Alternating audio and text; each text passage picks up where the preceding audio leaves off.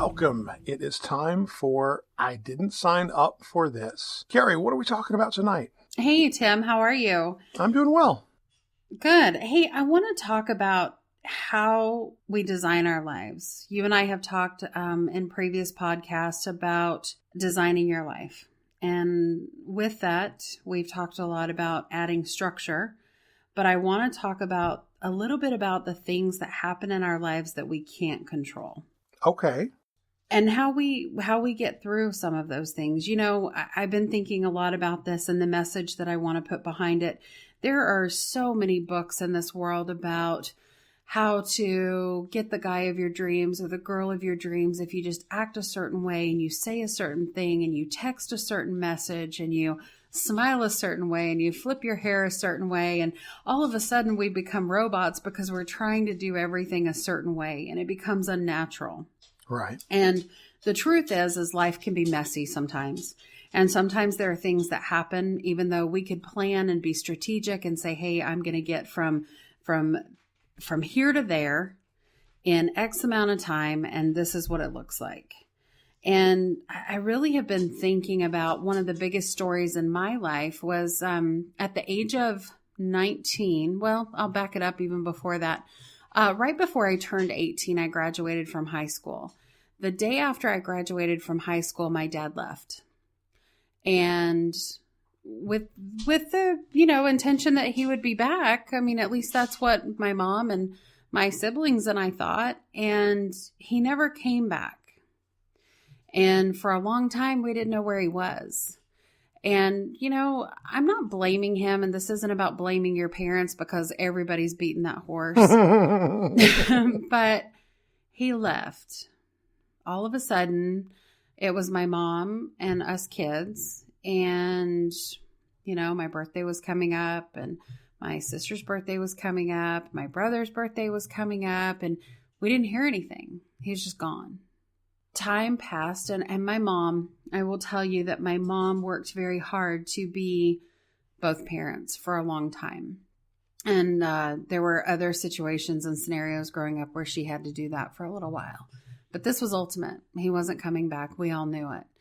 And I keep thinking about some of the things that she did to make sure we were still happy and we were still cared for and that we felt cared for, even though she had been thrown this curveball, and we all had. So not only did she have to deal with her own emotions, she had to deal with ours.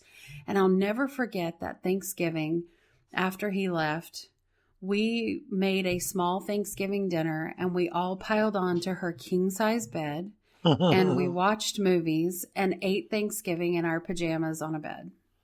And the memories that we had and the memories that she helped create for us were so profound and so amazing. Well, you fast forward to a year later, and I'm 19 now. I come home from a date, and my mom is sitting on the bed in tears. And we found out that my dad was dying of cancer. Oh, my. And 8 weeks later, he was gone. And I know that's a pretty heavy story to start this podcast out with, but let me tell you what came out of that was good. At a very young age, I learned the most valuable lessons that anyone can learn. And that is things happen to you that you can't control. But the great thing about it is life is an ocean. And if you will let the waves come to you instead of trying to force the waves to go your way, you will surrender to happiness. And I feel like, and we can talk more about some of the benefits of surrender, but in a world where everybody's being taught to control and manipulate the people around you, the truth is control is an illusion. And you cannot manipulate things outside of your control. The only thing that you have any control over is how you respond to life's events and the things that happen. So yes, things will happen to pull you off track and things will happen that you can't control. But at the end of the day, if you will flow like the ocean and you will be open to the lesson and the experience and everything that happens in your life, you will still maintain that happiness. So that's what I want to talk about tonight. Excellent. Because this is truth. I've experienced this myself. Just as you're sharing that, I'm reminded of something that happened in my own life. And of course, it's not nearly as serious as that, although it was potentially life and death. And so I'll bore you with my little story real quick. I was out, years ago now. I was out with some friends, and we were out at the lake one day on a wave runner, right? Mm-hmm. And we're tooling around on the wave runners when somebody from the shore, whistled to us to tell us that the Kentucky Fried Chicken, who does not endorse this show in any way, and we don't get paid for saying that. It's funny. Okay. I only say, obviously I say that jokingly, right? But there are a lot of like really big podcasters that I listen to, and they always have this disclosure: who is an advertiser or does not endorse us in any way. I mean, if they want to pay us to advertise, I will talk about chicken all day long. Anybody out there with KFC, please send them our way, because it's the extra crispy is crispy. The 11 herbs and spices, we don't know what's in there, but boy, it works. Okay. Anyway, the KFC shows up. I'm out tooling around on a wave runner with my little girl. We can hear him kind of whistling from the shore. Me and there's a friend of mine who was out there with. Anyway, the short story was I turn to head toward shore. And the friend decides that he's going to do a super fancy move to basically beat me to shore. And what he did was he took his wave runner, floored the throttle while leaning forward on the wave runner, which buries the nose of the wave runner. Okay. Uh-huh. And so it's basically driving the thing underwater, which you think would be counterintuitive to moving quickly. But as it turns out, it's not, because what happens is all that buoyancy builds up. The wave runner pops up on top of the water, and you basically come up on plane. You basically come up at pretty near full speed. Wow. All right. And so he did this, but he did this with the sun in his eyes, looking toward the west, without necessarily noticing that I am moving exactly perpendicular to him when he did it. So he pops up out of the water, bounces a couple of times, throttle wide open, and just reams into me, right? Ugh. And the short story there is I wound up getting hurt. I got hurt pretty bad. I wound up in a hospital bed for about 4 months in between the hospital and home care. ICU, the whole bit. Almost lost my life. But I remember, in terms of the experience that you're talking about, I remember coming off of the wave runner. My life vest obviously brings me back to the top.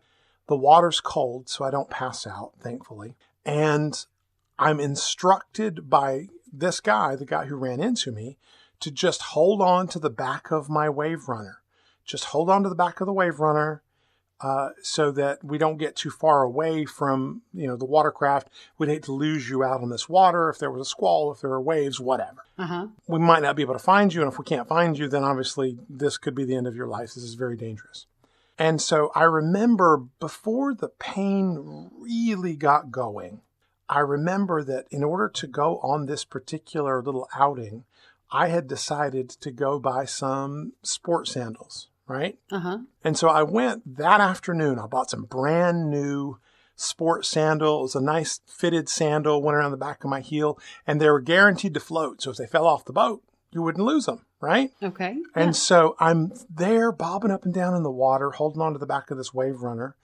The pain is starting to increase. It's like the pain is really starting to come on, mostly in my leg, in my right leg.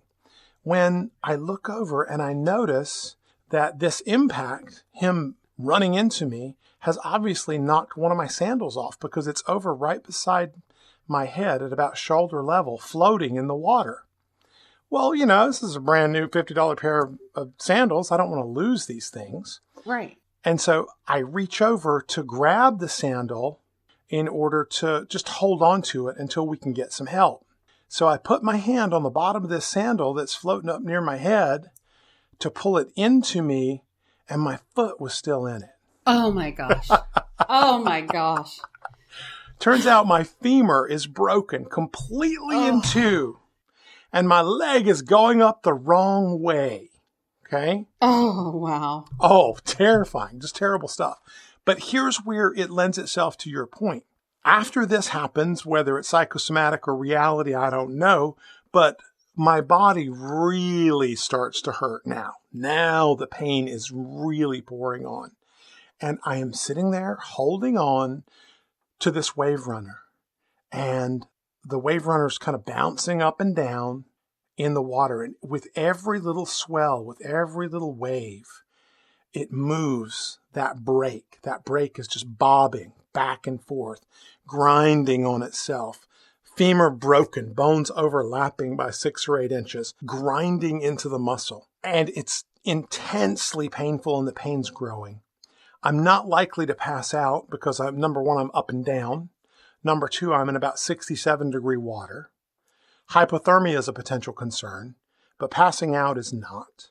And as I'm holding on to this wave runner as instructed to do, because that's the only thing that will save my life, is to stay with your boat.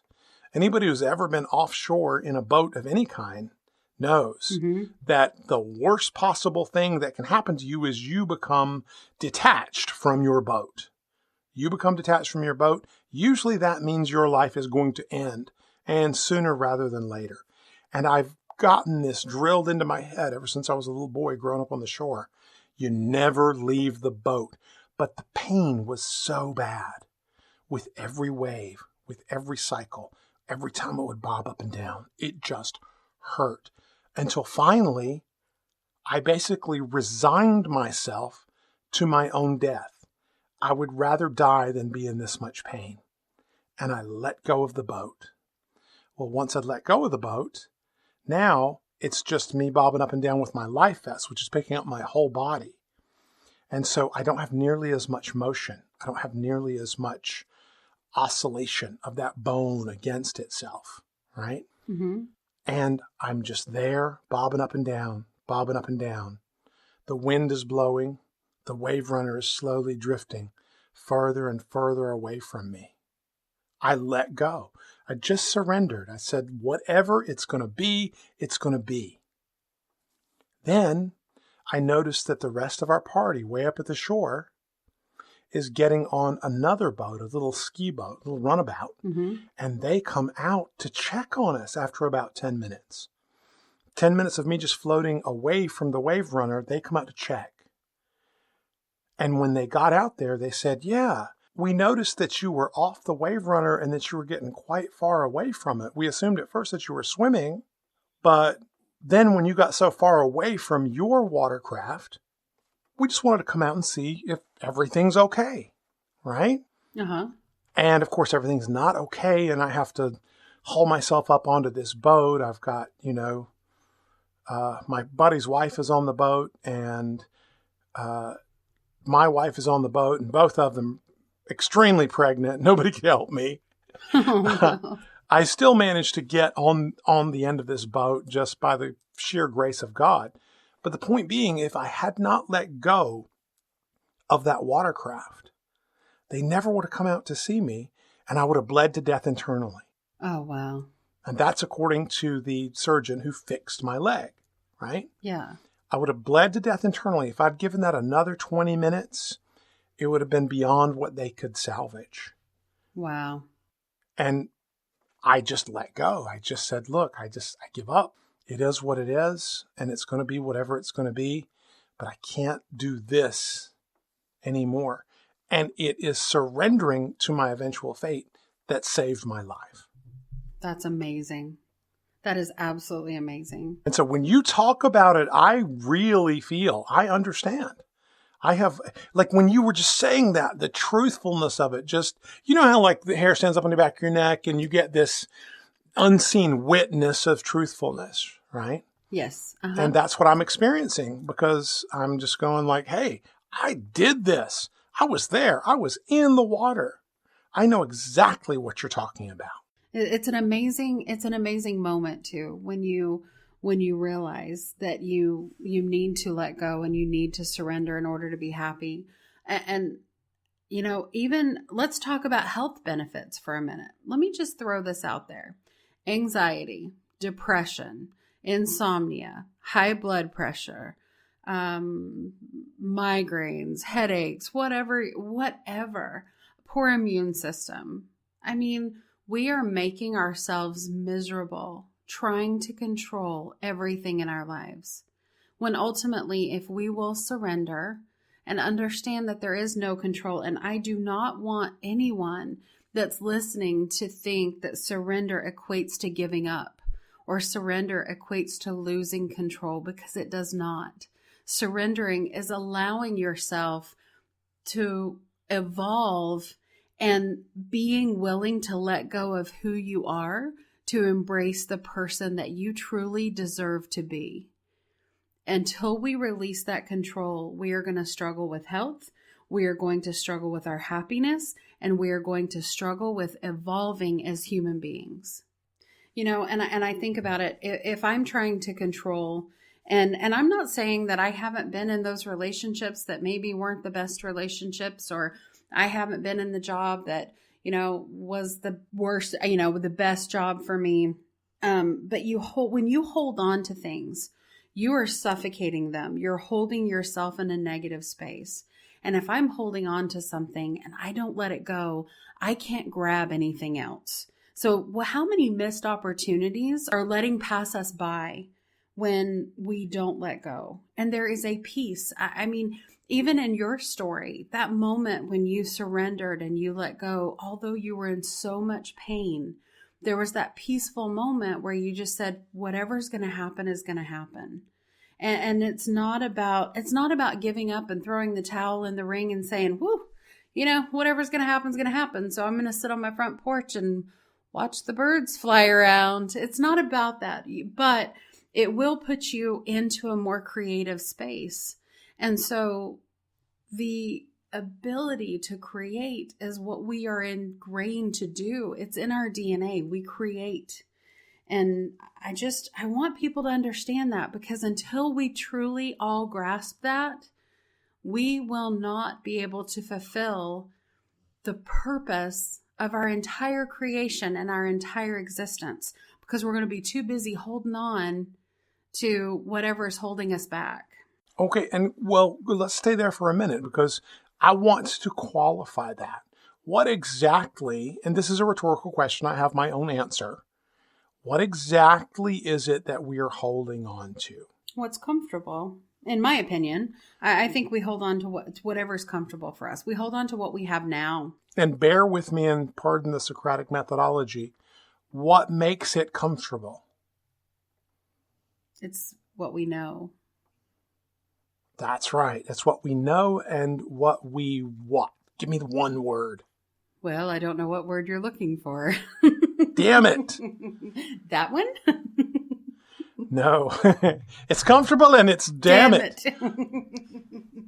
No, the word is expectation. Oh, gotcha. Okay. Good call out. I missed that. You're right. Okay. We're holding on to our expectations. We live in a world where, 2 plus 2 equals 4. And if ever 2 plus 2 doesn't equal 4, that happens inconsistent with our expectations. And so now we are extremely frustrated. We're disheartened. And we feel like we have to go in and somehow shoehorn whatever the answer turned out to be into that 2 plus 2 equals 4 strategy or algorithm. It has to equal 4. Why didn't it equal 4? It's interesting because I just had a conversation with a friend earlier today, and she's telling me about making dinner for the family, right? And she's telling me about how she'd cooked all this food, and the recipes just kind of grew, and she started adding a side dish here and a side dish there, and pretty soon she had basically a mini Thanksgiving going on. And so she calls her parents up and invites everybody to dinner. Hey, I made dinner. I'm going to bring it to the house, and we're going to sit around and eat dinner as a family. What the heck? See the younger siblings, and let's have dinner together. And then goes on to tell me that not one of them thanked her. Not one of them appreciated it. And I, of course, ask, why did you make the dinner to begin with? Did you make the dinner in expectation of some thank yous because of this grand gesture? Did you create a world inside your mind where you're going to be the hero? And then when that expectation was unfulfilled, you're very frustrated. Because I'm telling you, the right thing to do is just say, hey, I've got extra food. I'm bringing it over. We'll sit down and eat. And thank you doesn't really even cross your mind.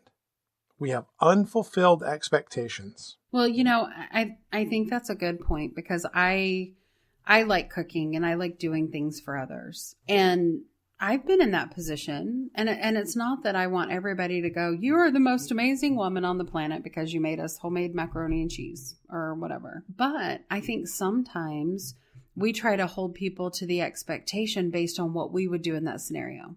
Because if somebody actually sat and made me dinner, I would absolutely think to thank them. Even if I didn't like the dinner, I would thank them for making it. And not everybody feels that way. And so I probably have been that person where I potentially projected that onto somebody else and said, I had a bunch of girls over for girls' night, and everybody, ate and drank and hung out and left. And, only one person said thank you. I don't honestly let it bother me. I probably wouldn't have noticed as much as what I'm alluding to.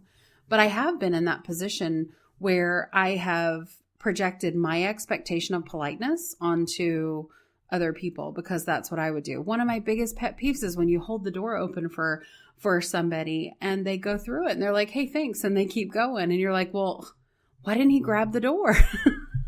Why didn't he, push the door and hold it for the next person? And maybe that is a selfish thing. But I think it's something that we all do. We all project our expectations of maybe what we would do in this scenario onto other people. And then we're hurt by it when it isn't fulfilled. And so that's a huge takeaway. Unfulfilled expectations. Because what you have to do is you have to sit down. And of course, it doesn't really matter when you're talking about cooking dinner for someone and they eat it or they don't, or they thank you or they don't. It doesn't matter as much. It's a microcosm for what we do on the macro, on the grander scale. Do you want to cook dinner for people because you really love to cook dinner for people? Or do what you really want is their reaction, them thanking you so that you can feel good about yourself? Because it's very easy to say, I just love cooking for people, but is that really what you love? Or do what you really love is them going, ooh, this is fantastic, thank you? For me, I do those things, but there is going back to the door and how that is truly a pet peeve of mine. And I don't have a lot, but that is one of them.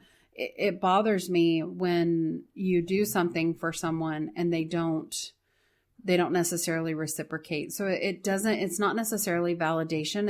It falls into respect for me. I feel disrespected. Now, don't take that too far, because at the end of the day, I'm not going home in a really crappy mood. In 2 seconds, I walk away and forget about it. It's not something I internalize and it keeps me up at night.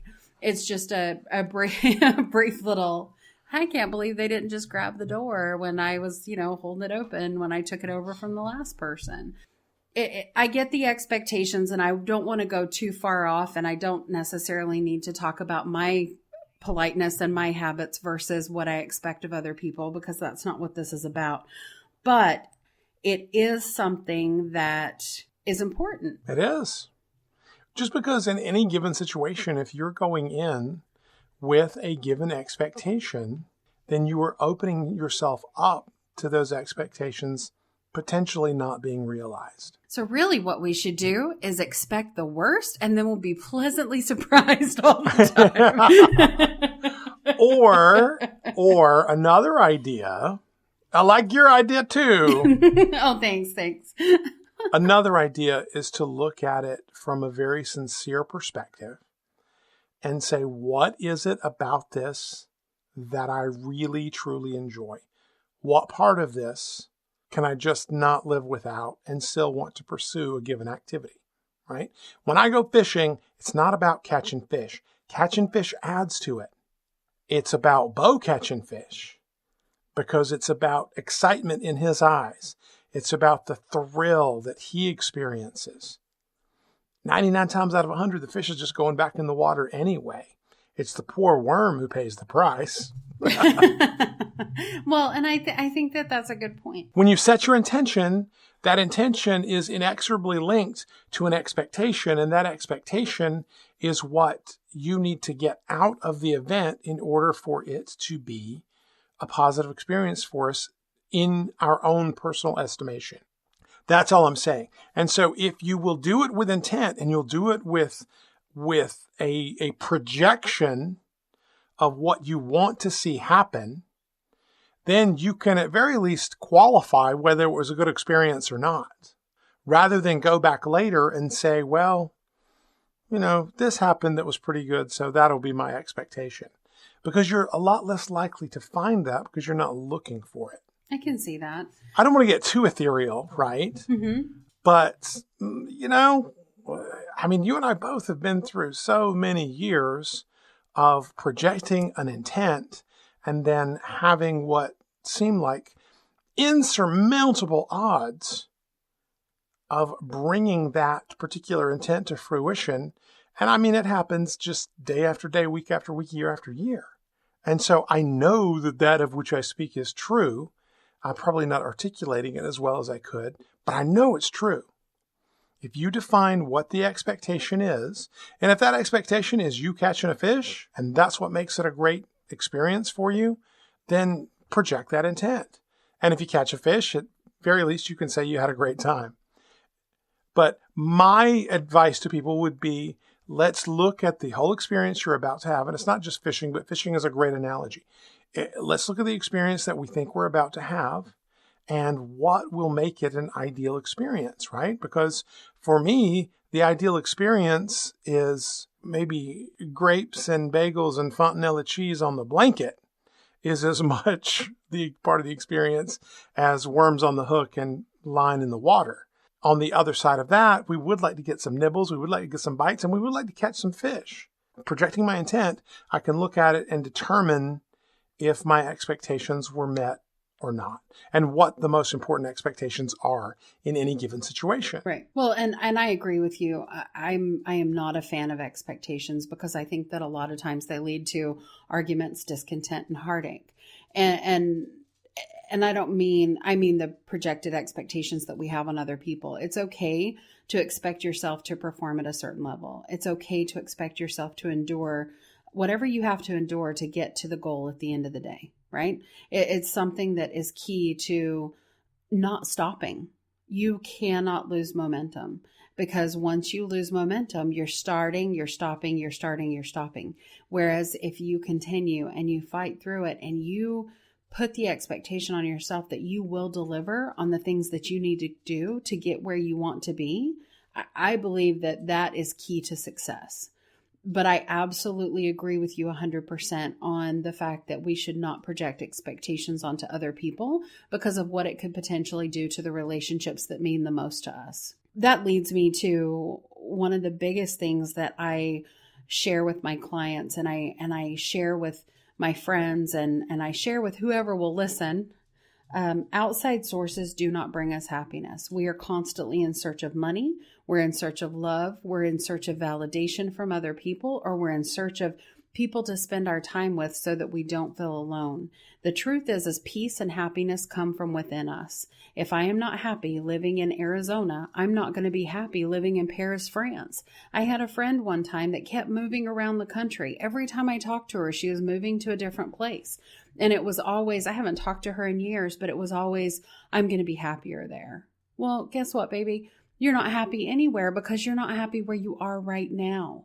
And we would talk through that, and she would get to this new location, and I'd talk to her 6 months later. And guess what? She would be just as miserable, but with the moving expense and starting a different job on top of it.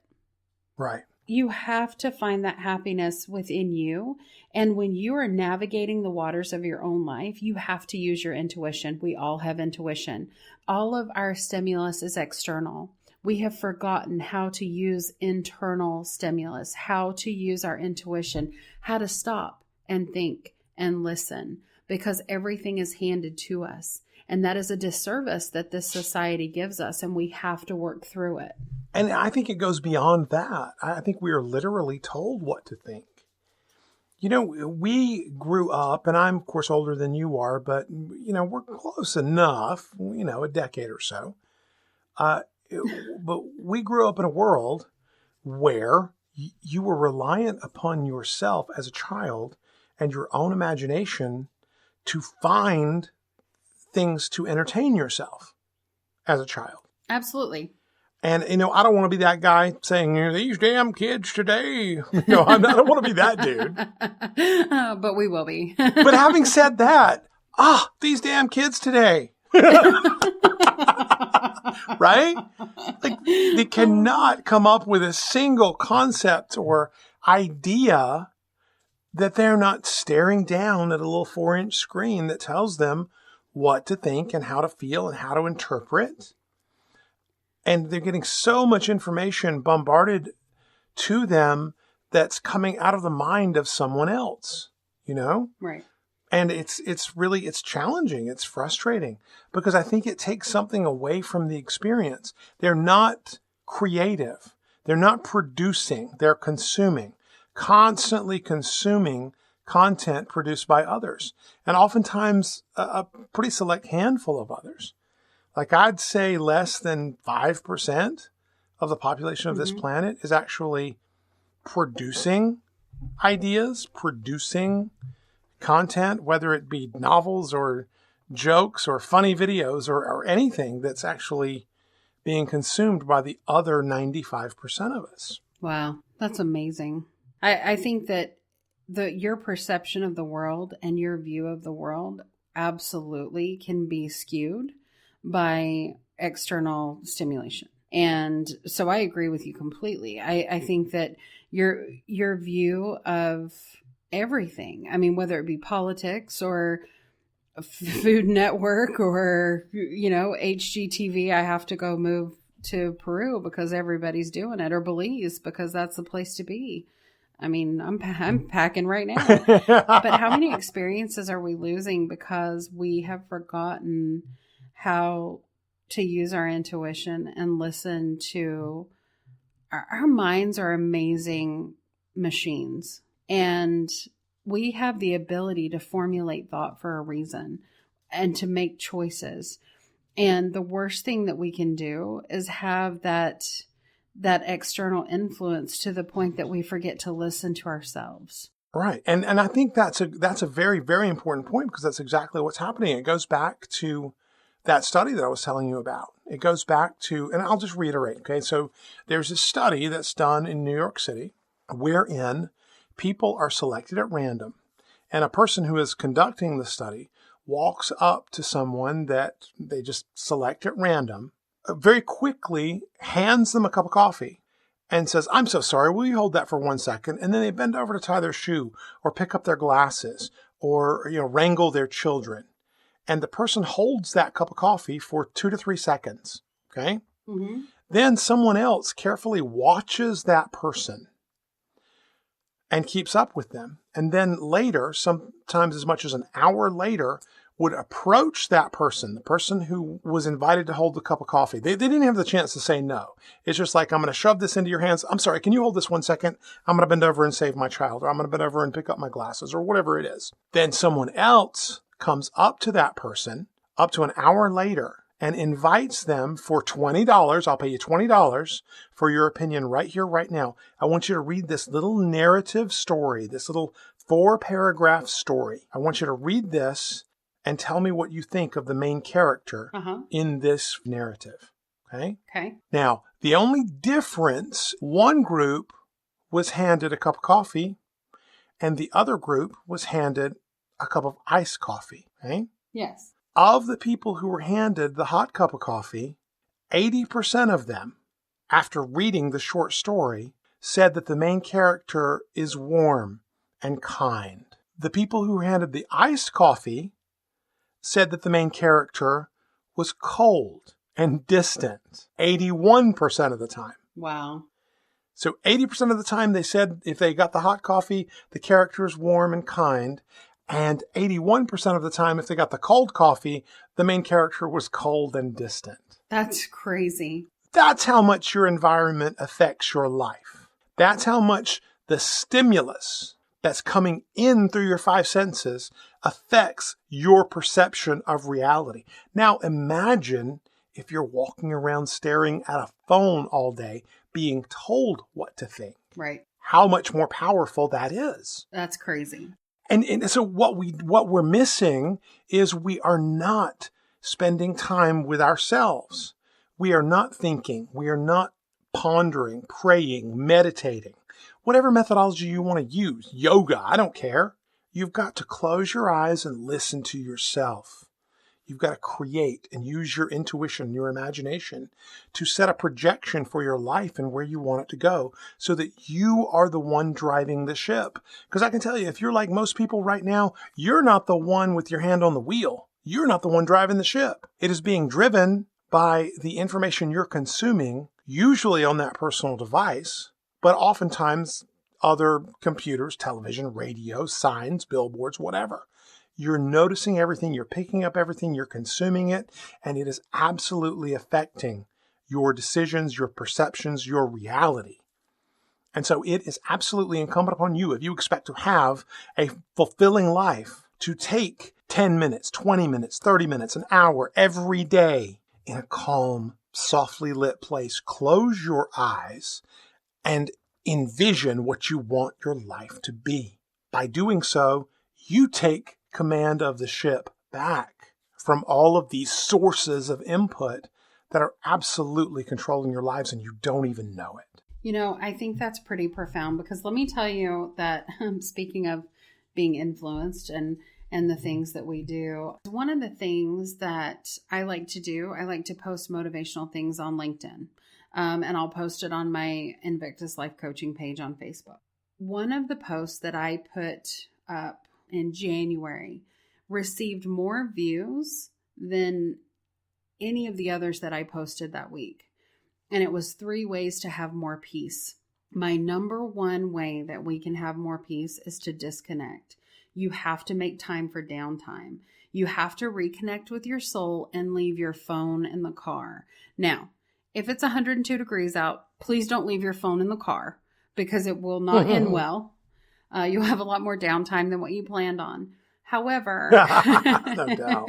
However, no if doubt we can't you put will. the video game controller, the remote control, or the phone down for 20 to 30 minutes to give to ourselves to listen to what our soul has to say, we are doing our lives a disservice. There are other things that I posted, and you guys are welcome to go read it. That was the biggest post that I had that week. Everybody really enjoyed it because we all want peace. We all want happiness. And if you say you don't, you're lying to yourself. And if you stop and listen, you'll hear it. So I think intuition is key. If you don't know how to meditate or you don't know how to stop and listen, YouTube has tons of videos to show you how. And you just keep trying till you find the one that fits.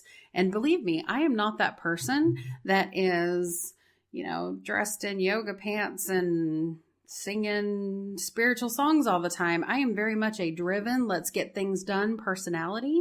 I like structure. I like to drive to a goal. I like to visualize where I want to be and where I am now and how to get there and what I need to do. And I don't stop. I don't ever stop until I need to disconnect because I'm running out of control. And instead of being the Tasmanian devil, I'm just going to take it slow and easy and be a little more Matthew McConaughey. So that's how it works for me. So, I'm definitely not that person that you're going to see teaching yoga in San Diego, even though that sounds so appealing to me. I'm not that person. I'll go to a class in San Diego, right before I go to the beach and pack in 15 other things that I want to do that day. But I always take the time to stop and disconnect and have, whether it's in the car on the way to an appointment or on the way to work or wherever, there is time. There is time to get in touch with yourself and who you are. And you will not find peace until you take that time. So if you're not doing it today, you need to get on board with it because you deserve it. I agree wholeheartedly. We absolutely have to. The Covey people, Covey leadership, refer to it as sharpening the saw. And that's based on an old quote, I want to say by Ben Franklin. Maybe it was Abraham Lincoln. I don't recall. I'll have to look it up. But when asked if he was tasked with the cause of cutting down a tree, he would spend 90% of his time just sharpening his saw so that he was using the sharpest possible instrument available. And you say you don't have time. People do this all the time. They say, well, I just don't have time to stop and, put an edge on this axe because I'm so busy slamming this axe, this dull axe, against this tree, and I've got to get this tree down. You're wrong, because putting an edge on that axe will cut the time it takes to take the tree down tenfold. You've got plenty of time to stop and sharpen your axe, your saw, your psyche, yourself, your intuition, your imagination, and your ability to project what you want into the future. Would you ever get on an airplane that was bound for, gosh, we're not really sure where we're going, but we hope we're happy when we get there? No. No. I'm going to pass. See, one of my biggest frustrations is I'll ask people, clients, non-clients alike, what's your goal? Where do you want to be? What do you want to accomplish? And their response is, well, I don't really care. I just want to be happy. And I'm like, okay, dude, that's great. That's awesome. I'm glad you also went to kindergarten. Now, I'm glad you've been watching Sesame Street. Good for you. Go PBS. Now, Junior, and Junior's code for jackass, you got to know. Now, Junior, let's talk about what makes you happy so we can get pretty close to where you want to be. Because this is what people are doing. They're saying, I just want to be happy. I don't know where that is or what that means. Would you get on a plane, train, or automobile wherein the driver looked over at you, or the pilot, the engineer, and said in all sincerity, gosh, we don't really know where we're going, but I think we're going to be happy when we get there? I sure hope so. Makes it kind of hard to pack for a vacation. So like umbrella, swimsuit, parka, what do skis, we need? no, I'm so yes. Confused. I don't think intuition would help you in that scenario either. That's funny. No, and how many That's people... good though. Come on, you know where we're going, right? Wink, wink. No, I don't. Just intuit where we're going. Queen of intuition. You'll be able to pick the right plane. Oh, funny. Well, I will tell you that the biggest thing that people need to do is the biggest step that people need to take is to identify what isn't working today. Your view of the world can change today, and it needs to change now. Not in the future, not 2 weeks from now. It needs to change now. And so in order to change your view, and in order to change and progress, you have to identify what isn't working. Where are you today? We can't control tomorrow. You have to take action now. Right. And that's huge. So good talk. I love these talks. I do too. I really do. I guess if there's one mantra that comes out of this for me, it is surrender to your own happiness. I love it. Well, very good. We will circle back and dig into one of these hopefully helpful conversations again here in a couple of days. And until then, and as always, dream your life. And live your dreams. Very good. Talk to you next time. Bye-bye.